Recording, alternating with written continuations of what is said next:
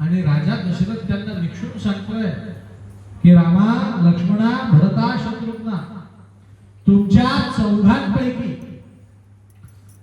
एक जण सतत माझ्या बरोबर पाहिजे. जेवताना, झोपताना, राज्यकारभार करताना, बाहेर फिरायला जाताना, राजकीय दौरे करत असताना राजा दशरथ काय करतोय? एका मुलाला सतत जवळ ठेवतोय. अंडरलाईन करा. एका मुलाला काय करतोय? तो सतत जवळ ठेवतो. एक दिवस राजदरबार भरलेला आहे आणि अचानक सेवक वर्दी द्यायला आला आणि त्याने आश्चर्यकारक अशी एक बातमी आणली. म्हणे, राजा दशरथा, तुझा भाग्योदय झाला. म्हणे, काय घडलं? म्हणे, तुझ्या राजदरबाराला पावन करण्यासाठी आज साक्षात विश्वामित्र ऋषी येत आहेत. कोण येत आहे? सेवकाने सांगितलं की तू आज पावन होणार आहेस, पवित्र होणार आहेस. कारण कोणाकडेही न जाणारे विश्वामित्र ऋषी आज कोणाकडे येत आहेत? तुझ्याकडे. आता राजा दशरथाला आनंद होतोय की विश्वामित्र ऋषी माझ्याकडे येत आहेत. पण ही बातमी ऐकल्यानंतर आनंद झालेला राजा थरथर थरथर कापायला लागला. त्याचा चेहरा लाली लाल झाला. आपल्या बोलीभाषेत ब्लड प्रेशर वाढलं राजा दशरथाचं. कारण वाल्मिकी रामायणामध्ये महर्षी विश्वामित्र हे एक स्वतंत्र प्रकरण आहे. राजा दशरथाला भय वाटावं असं काय घडलं होतं?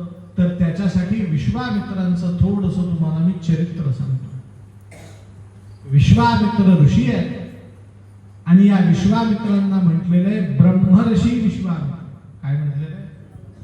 ही कथा नीट ऐका, तुम्हाला फार उपयोगाची कथा.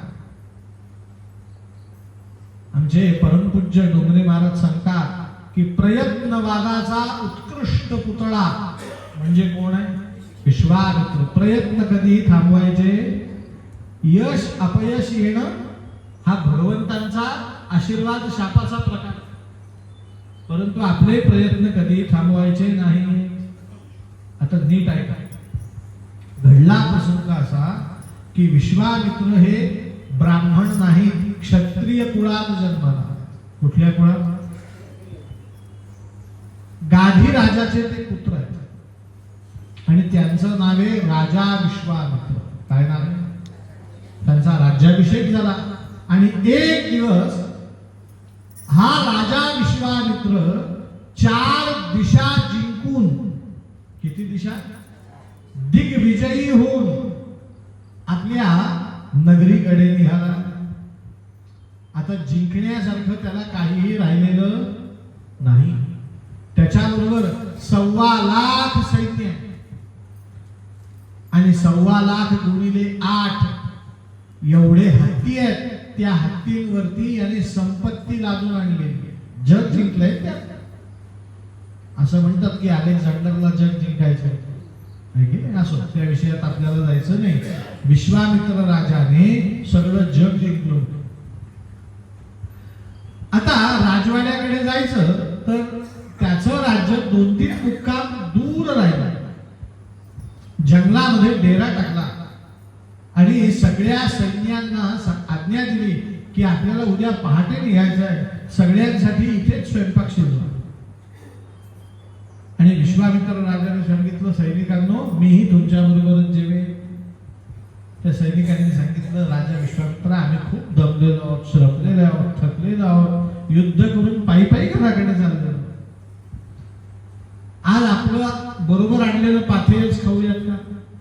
पाथे म्हणजे काय? घरून आणलेले पदार्थ, चिवडा, लाडू, जे काही असतील ते खाऊयात का? पाणी पिऊन झोपलो. विश्वामित्रांनी सांगितलं, हरकत नाही, तुम्ही दमलात, मी दमलोय, आपण जे आहे ते खाऊ. आपल्याला भुकेपेक्षा झोप महत्वाची. राजा दशरथ, आपलं राजा विश्वामित्राने सगळ्या सैन्याला सांगितलं. खरं इतक्यात एक सेवक आला, सांगितलं, महाराज, मी थोडस जंगलात फेरफटका मारून आलो. माझ्या लक्षात आलं की आपण आता वसिष्ठ ऋषींच्या आश्रमात आहोत. कुठे आहोत? विश्वामित्र राजाने सांगितलं असं वसिष्ठ ऋषींना जर समजलं राजा विश्वामित्र इथून जवळून गेला आपल्याला न भेटता गेला तर ते बरं दिसणार नाही. त्याने सैनिकांना सांगितलं तुम्ही पाथेय भक्षण करा, मी वसिष्ठ ऋषींच्या आश्रमात जाऊन त्यांना नमस्कार करून येतो. सैनिकांनी सांगितलं राजा तू जाऊ नये, मग आल्यावरच आपण पाथेय. सगळ्यांच्या शेजारी एकाच वेळेस खाऊ, आम्हाला अजून भूक लागलेली. विश्वामित्र घोड्यावरती बसलाय. राजा विश्वामित्र वसिष्ठ ऋषींच्या आश्रमात गेलाय.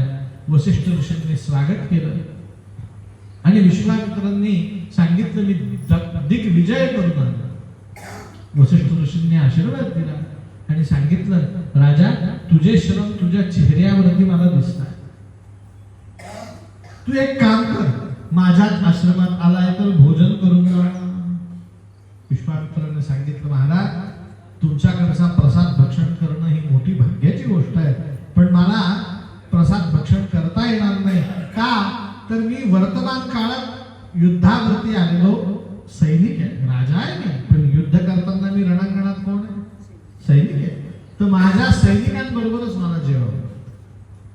वसिष्ठ ऋषींनी सांगितलं मग तुझ्या सैनिकांनाही जेवायला बोलव. त्या विश्वामित्रांनी स्मितहास्य केलं, सांगितलं वसिष्ठ महाराज तुमचं म्हणणं बरोबर आहे, पण माझं सैन्य 1.25 लाख किती आहे, आणि हत्ती घोडे पालख्या किती आहेत याची तर मोजदादच नाही. वसिष्ठ ऋषींनी सांगितलं तू काही या ब्राह्मणाला गरीब समजतो का? कितीही सैन्य असू दे सगळ्यांना जेवायला माझ्या आश्रमामध्ये घेऊन ये, कारण न भवते समतुल्यम अन्नदानम समानम. या जगतातलं सगळ्यात मोठं दान कुठलं? हनुमंत आले का? कोण आहे? क्या बात है. गोपाल कृष्ण भगवान की जय. ऐका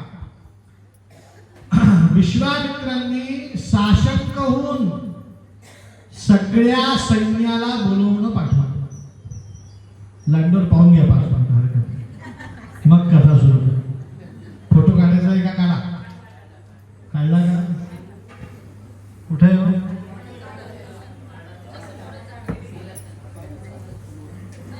हरे नमः. हरे राम राम राम.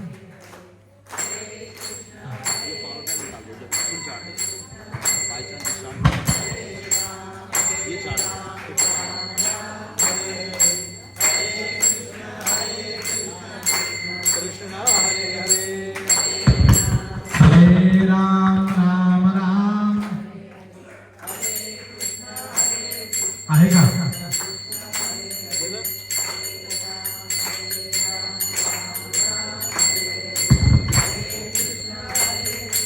कृष्ण कृष्ण हरे गोपाल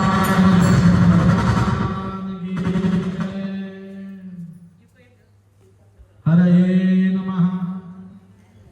तर विश्वामित्र राजाने सांगितलं वसिष्ठ महाराज 1.25 लाख सैन्य आहे, 10-20 लाख घोडे हत्ती उंटे.